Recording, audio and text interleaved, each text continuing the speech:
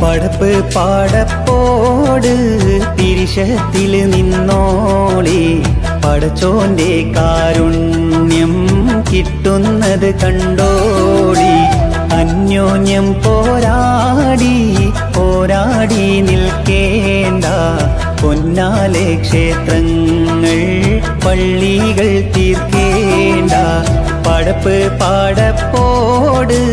തിരിശത്തിൽ നിന്നോളി പടച്ചോന്റെ കാരുണ്യം കിട്ടുന്നത് കണ്ടോളി അന്യോന്യം പോരാടി പോരാടി നിൽക്കേണ്ട പൊന്നാലെ ക്ഷേത്രങ്ങൾ പള്ളികൾ തീർക്കേണ്ട